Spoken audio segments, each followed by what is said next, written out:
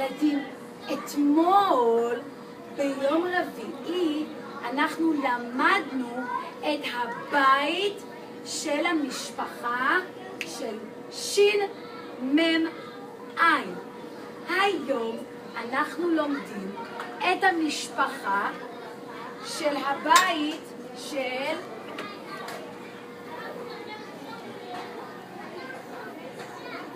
זין חף רש.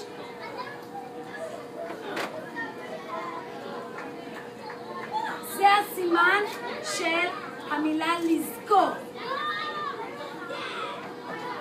אנחנו דיברנו על מחברת למזכרת. היה לנו בשבט את האלבום של כיתה א', האלבום של כיתה א', זה האלבום. כאשר אנחנו מסתכלים באלבום, אנחנו זוכרים מה אנחנו לומדים בכיתה א'.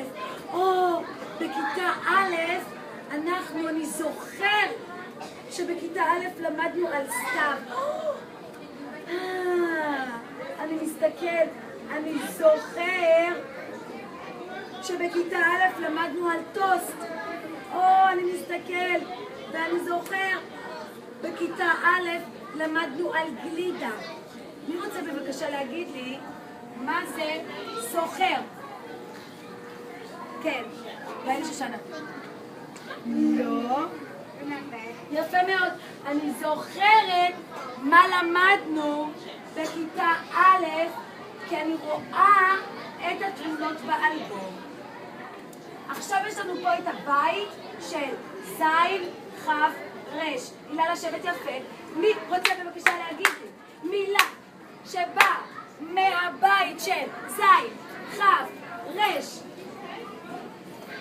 אפשר לדבר עם החבר על מילה. אפשר לדבר ביחד על מילה. אם אתם רוצים לדבר ביחד על המילה. מילה מהבית של זין חף רש.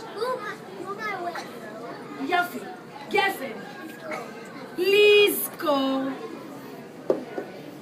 במילה לזכור יש, כולם ביחד, זין חף רש.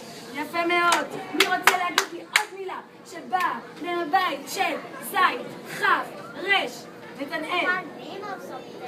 מילה מהבית של זין חף רש. יש לך מילה? אני לא מבינה. בעברית, חווה ציפורה. יפה מאוד. ביחד, דיברתם ביחד? יפה שדיברתם ביחד. זוכרת. כולם ביחד. מה יש לנו בזוכרת? זין חף רש. יפה מאוד. עוד מילה. מיסטר, לדבר עוד מילה מהבית של זין חף רש. עוד מילה. הילדה זוכרת. הילד תרים יד. כן. זוכר. זוכר. כולם ביחד. מה יש לי במילה זוכר?